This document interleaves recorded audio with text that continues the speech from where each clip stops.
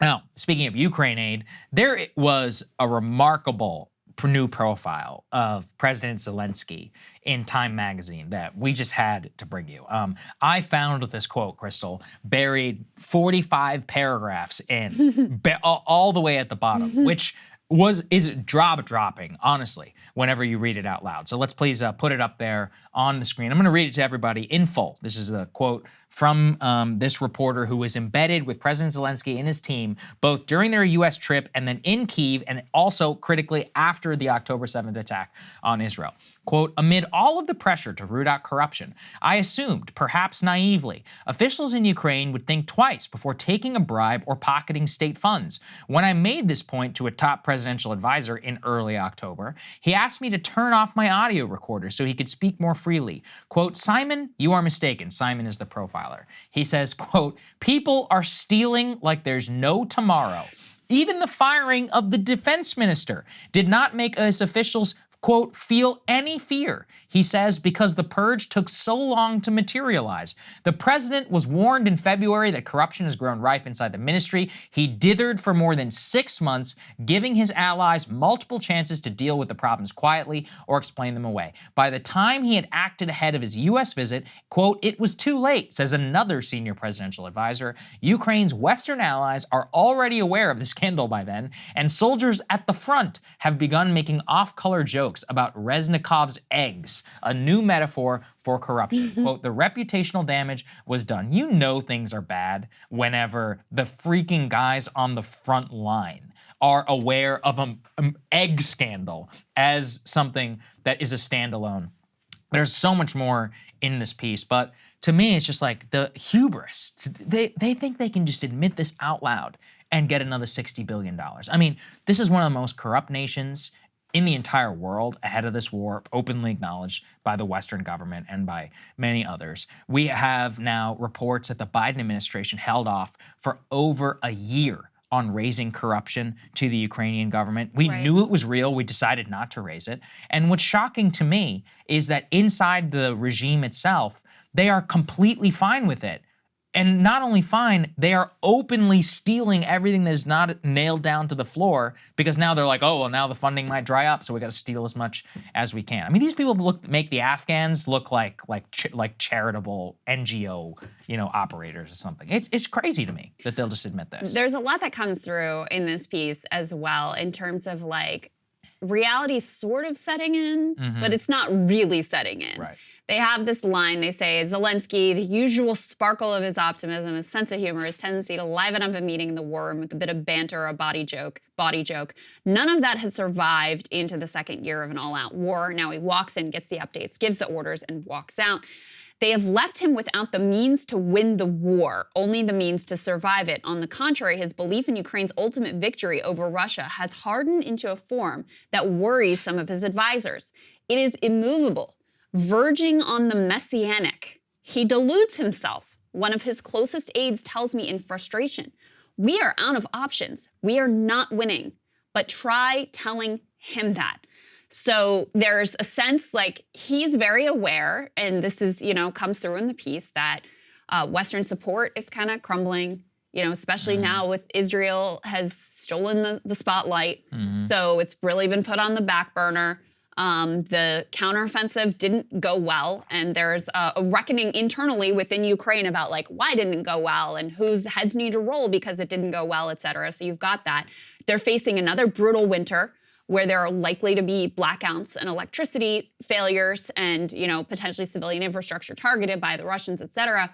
And there's this quote in here too about like, last winter they blamed Russia. This winter they're gonna blame us, that we didn't get it together to try to protect them during this time.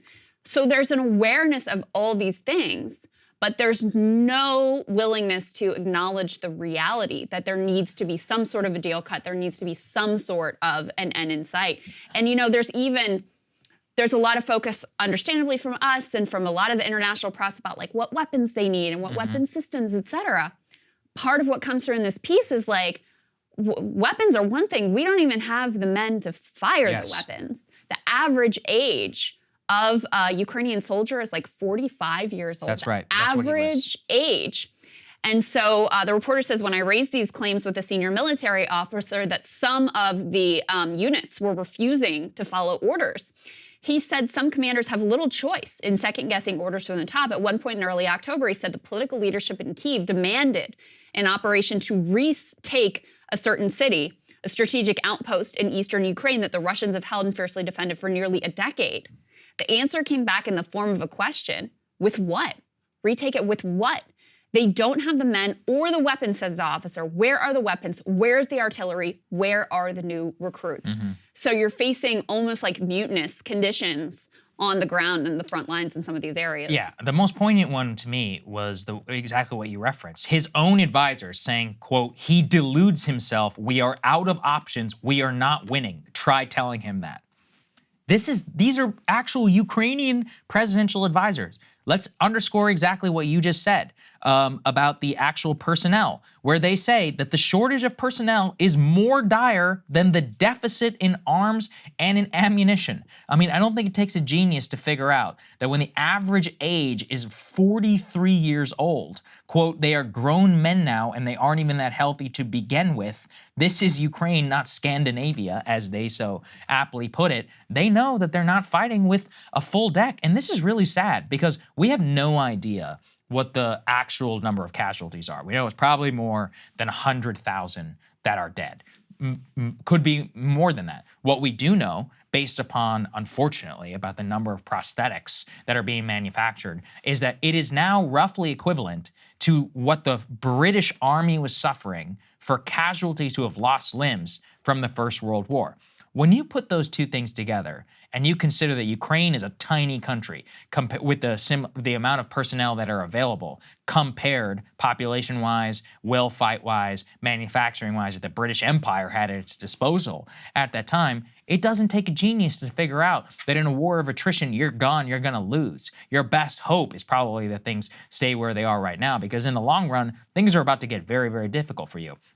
43 years old. I mean, this is like you read about countries in their absolute like last death throes start to get 43, 50-year-olds, and then of course what comes next? Usually kids, age 15 or some 16, sometimes 13, you know, that get drafted or end up in auxiliary forces or whatever behind the lines, and then they end up getting put in danger. I mean, this is like existential, but they're not behaving as if it's existential because when you do, and I think this is why I honestly blame us more for this than anybody else. We gave him the delusions that he could be in this to win back every square inch of his territory, including Crimea. That's what the American political establishment basically told him. And then at the same time, on the corruption side, it's our fault. We're the fools. If somebody is going to take your money and steal it, is that on them? Or is it on you for being so much of an idiot that you not only give them $50 billion, they give them an additional $50 billion on top of that, even when you know that they're massive criminals? Yeah. That's America's fault. And even right now, I mean, it is an open question whether we're not going to send these people an additional $60 billion.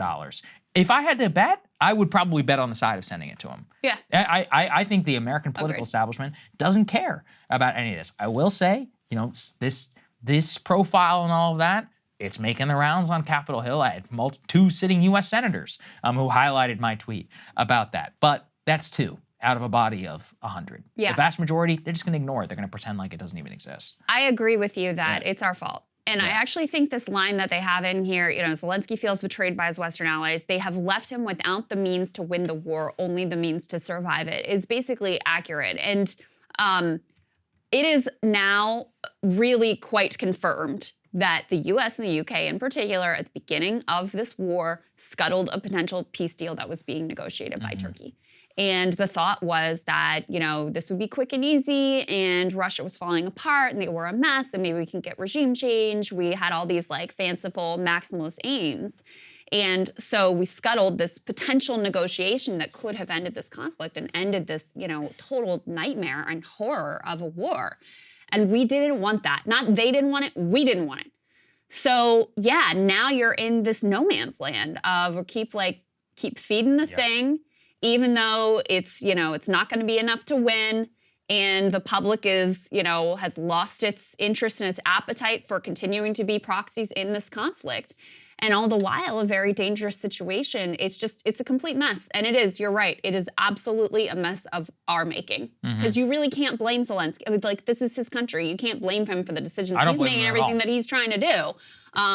But we're the ones who, have really been driving the train and pushing in this direction from the beginning. And, there will be a reckoning one day. There's no doubt about it. Oh, well, yeah, I hope that it comes sooner rather than later. It took us 20 years to wake up to the grift in Afghanistan. It's taken us about 2 years, but we still spent the same amount of money and arguably even more on this one. So joke really is on the U.S. taxpayer and on all of us for not listening in the first place. Hey guys, if you like that video, go to breakingpoints.com, become a premium subscriber, and help us build the best independent media organization on the planet. That's right. We're subscriber funded. We're building something new. We want to replace these failing mainstream media organizations. So again, to subscribe, it's breakingpoints.com.